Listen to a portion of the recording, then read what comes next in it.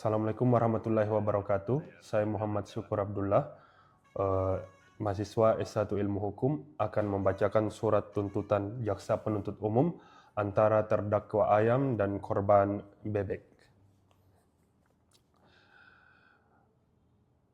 Perkara PDM 45 garing 2 garing 2024 PN BDL. Terdakwa ayam. Yang Mulia, Ketua Majelis Hakim serta para anggota Majelis Hakim yang saya hormati, Saudara Penasihat Hukum, hadirin sidang Pengadilan Negeri Bandar Lampung yang berbahagia.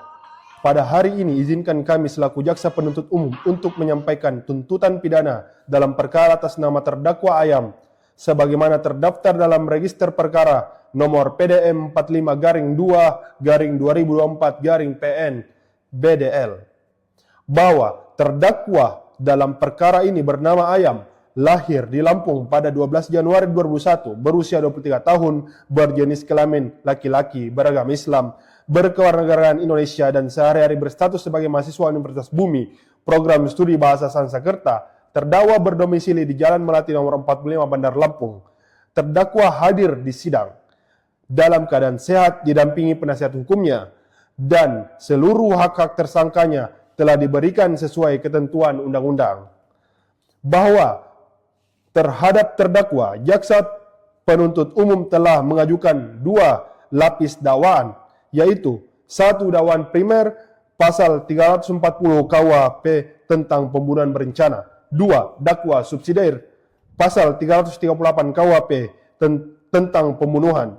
Namun, sebagaimana ketentuan hukum acara pidana, apabila dakwaan primer telah terbukti, maka dakwaan subsidiar tidak perlu dipertimbangkan lebih jauh.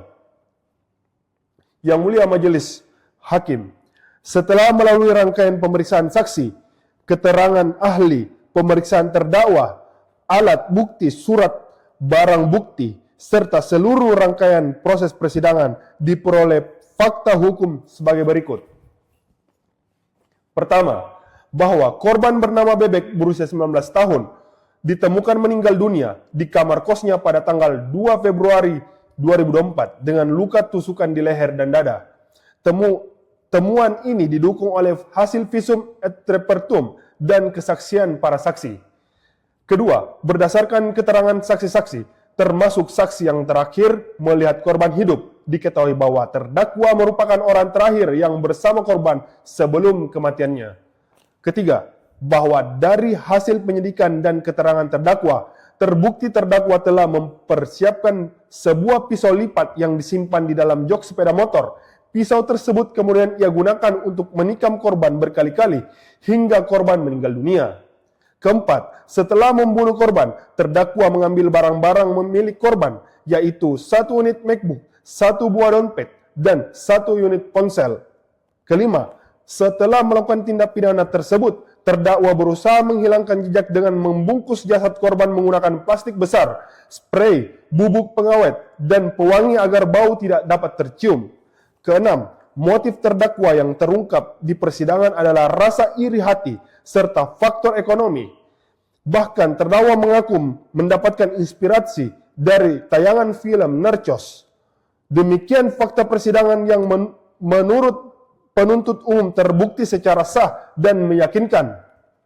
Yang Mulia, perbuatan terdakwa dalam dakwaan primer yaitu melanggar pasal 340 KUHP mengandung 4 unsur, yaitu 1. Barang siapa unsur ini jelas melekat pada diri terdakwa sebagai subjek hukum. 2. Dengan sengaja, terbukti dari tindakan terdakwa yang sadar, terencana dan fokus untuk mengambil nyawa korban.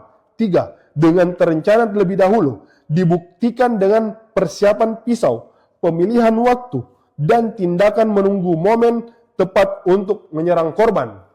4. Merampas nyawa orang lain, terbukti dengan kematian korban akibat luka tusuk pada leher dan dada.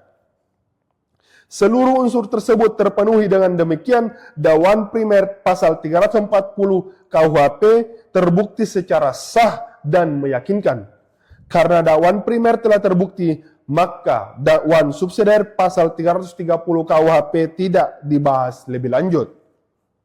Hal-hal yang memberatkan. 1.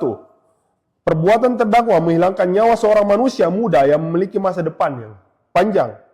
2. Perbuatan dilakukan dengan perencanaan matang menunjukkan niat jahat yang kuat. 3. Terdakwa mengambil barang-barang korban sehingga perbuatannya tidak hanya menghilangkan nyawa tetapi juga disertai pencurian. 4. Terdakwa berupaya menghilangkan jejak dengan menyembunyikan mayat korban. 5. Perbuatan terdakwa menciptakan keresahan dan rasa takut di masyarakat. Hal-hal yang meringankan. 1. Terdakwa bersikap sopan selama persidangan. 2. Terdakwa mengakui perbuatannya dan menyatakan penyesalannya. 3. Terdakwa belum pernah dihukum sebelumnya. Yang mulia majelis hakim, dengan memperhatikan seluruh fakta persidangan, alat bukti, serta mempertimbangkan hukuman sebagaimana telah kami uraikan, jaksa penuntut umum memohon kepada majelis hakim untuk menjatuhkan putusan sebagai berikut. 1. Menyatakan terdakwa Ayam terbukti secara sah dan meyakinkan bersalah melakukan tindak pidana pembunuhan berencana sebagaimana diatur dalam pasal 340 KUHP. 2. Menjatuhkan pidana penjara selama 20 tahun terhadap terdakwa. 3. Mengenai barang bukti, meminta majelis hakim untuk menetapkan 1 buah pisau lipat dirampas dan dimusnahkan, 1 unit laptop MacBook dikembalikan kepada keluarga korban, 1 buah dompet dikembalikan kepada keluarga korban, 1 unit ponsel dikembalikan kepada keluarga korban, plastik spray bubuk pengawet pewangi dirampas dan dimusnahkan. 4. Membebankan biaya perkara kepada terdakwa. Yang mulia majelis hakim yang kami muliakan, demikianlah tuntutan pidana yang dapat kami sampaikan. Kami percaya majelis hakim akan memberikan putusan yang seadil-adilnya, tidak hanya bagi terdakwa, tetapi juga bagi keluarga korban, yang masyarakat luas, dan demi tegaknya supremasi hukum di negara kesatuan Republik Indonesia. Atas perhatian yang mulia majelis hakim, kami ucapkan terima kasih.